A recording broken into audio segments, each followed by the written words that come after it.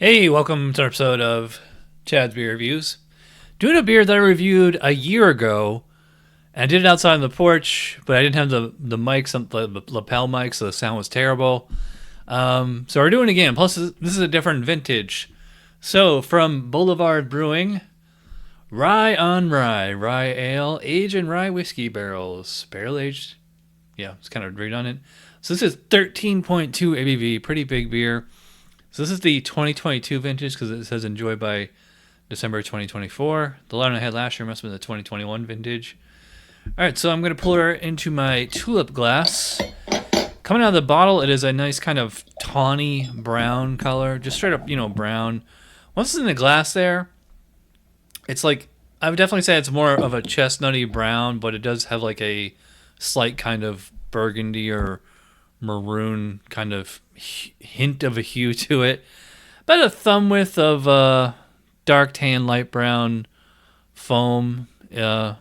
Mostly dissipates, but I can regenerate it with a nice brandy snifter swirl here. So, yeah, wow. That is very sweet smelling, very strong smelling. Yeah, so I'd call it like kind of confectionery, some like kind of dark fruits in there. A little nutty as well.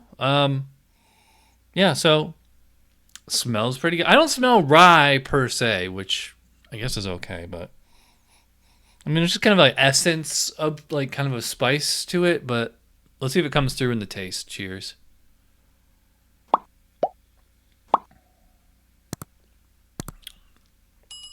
Wow. That hits you like a ton of bricks. That is a intense beer. And most of that is from the alcohol, I will say.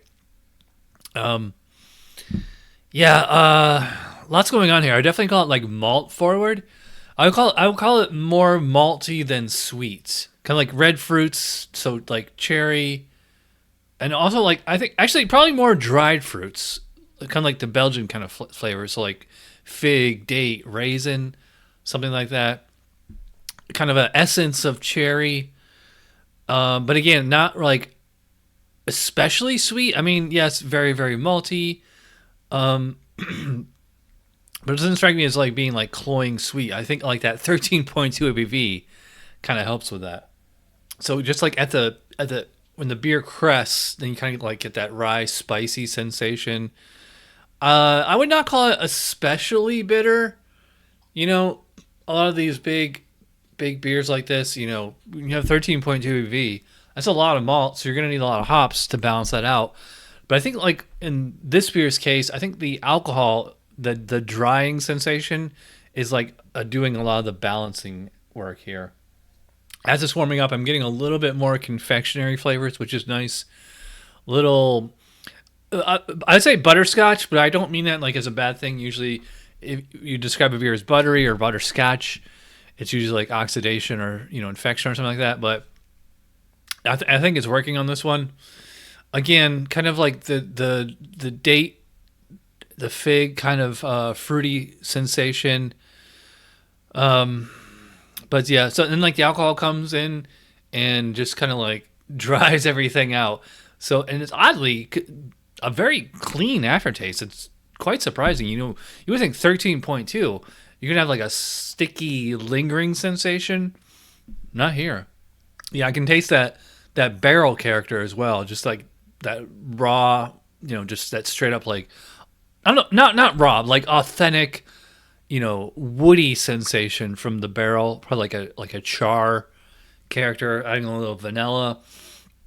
Some people call it like toasted almonds. I would agree with that. That 13.2 is warming. You can't ignore it. That's for sure. And especially that first swig really hit me hard. Now that I'm halfway through, it's on the tame side.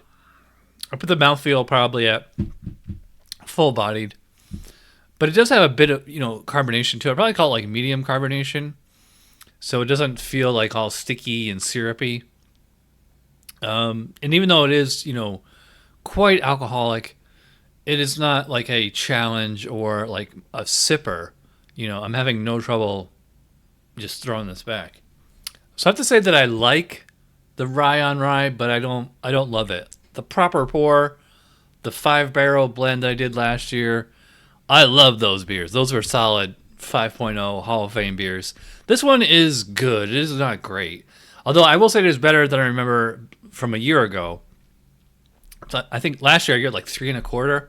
I would go probably solid 4.0 for this vintage.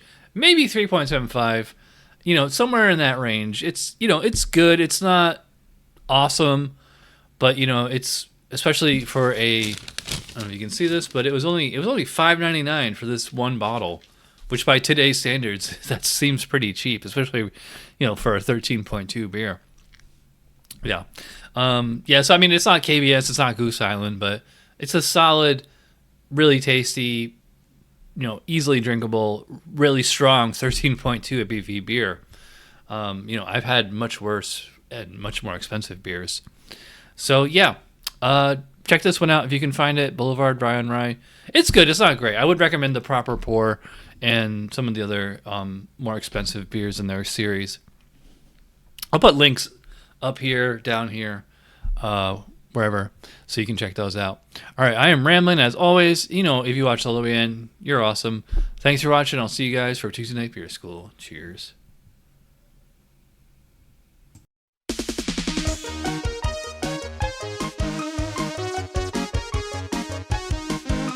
Somebody brewed it, Chad just reviewed it. Thanks for watching Chad's Beer Reviews. Trust me, the next episode will be a lot better.